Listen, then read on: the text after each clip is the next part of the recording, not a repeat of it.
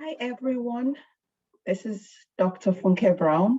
I am the founder of Restful Sleep MD, where we help parents, especially busy moms, and their children prioritize sleep as a critical aspect of their health and wellness. So, when should we be done with naps? The answer is never, but stay with me.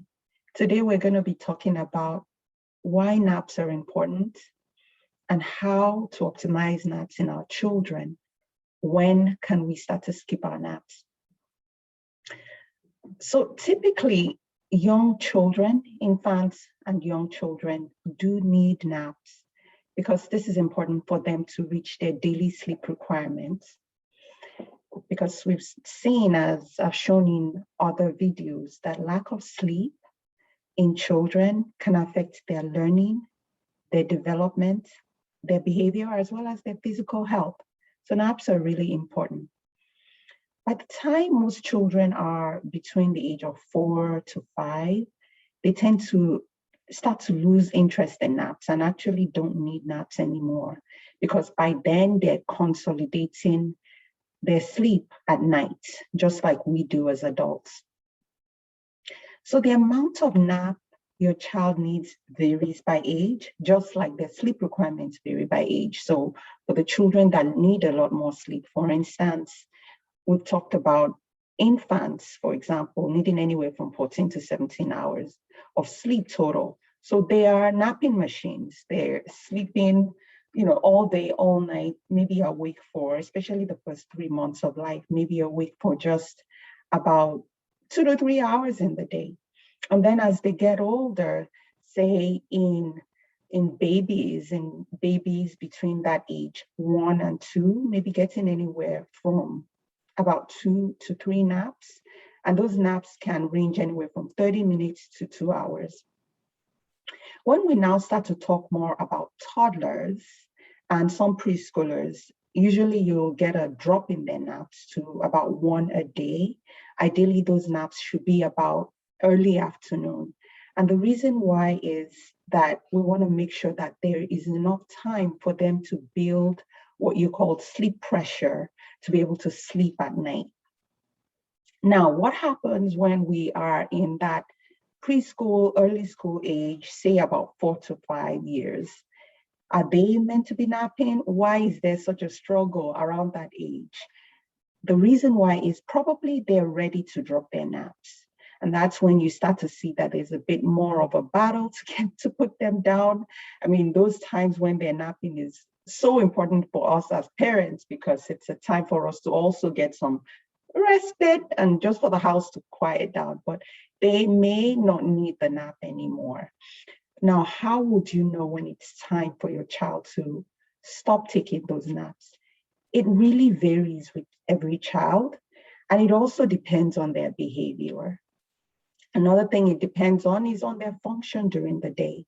So is your child able to fall asleep easily at nighttime and able to stay asleep, get the adequate number of hours of sleep, and wake up in the morning refreshed? Are they able to stay awake and stay engaged during the day? Are they able to participate in the daytime activities without being excessively sleepy? Or are they falling asleep on car rides, falling asleep watching TV, just extremely exhausted? Those are some of the things you would see to let you know that maybe they're either ready, for example, if they're able to stay awake and, remain engaged and they're getting ready, they're getting the adequate number of hours of sleep. If they're doing that, they're probably ready to drop those naps. If you're noticing that they are, if they, for example, don't nap, are really tired, or they are sleeping in circumstances where you may not necessarily expect them to, that may be a sign that they're starting to accumulate some sleep debt. So this really depends on every child. If you're seeing the favorable end, meaning that they're able to engage, they're not too sleepy, and nap time is a struggle, what you can start to do is either shorten their naps and see how their nighttime sleep changes. As you shorten their naps, they're still able to fall asleep easily and stay asleep, and they're doing well. Then you can start to skip naps, maybe take one day where they don't nap and then take it from there. If the inverse is the case where they're still tired, then it may be that they need naps, but it could be shorter just to kind of help them take the edge off. By the time, of course, children get to school, they get to kindergarten, then they typically should not be taking any more naps. One other thing that you should be aware of, though, is if you're seeing that your child is still excessively tired despite getting the adequate number of hours of sleep, those are cues that there may be something else going on. They may have an underlying sleep disorder or things like that, which you should discuss with their pediatrician.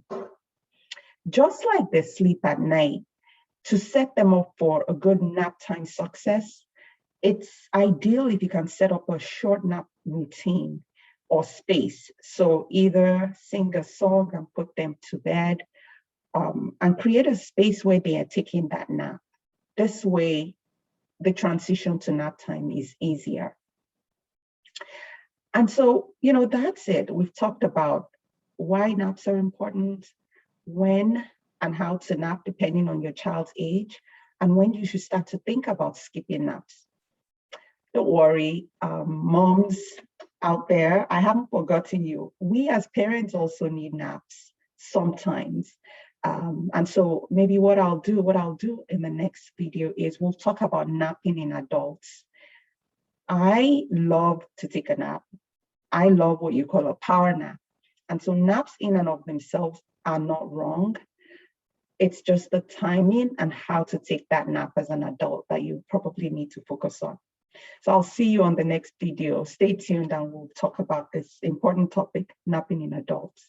If this has been helpful, if this has shed some light in terms of your child's nap routine, I would love it if you like this video, if you comment, subscribe to my channel and share with people in your circle.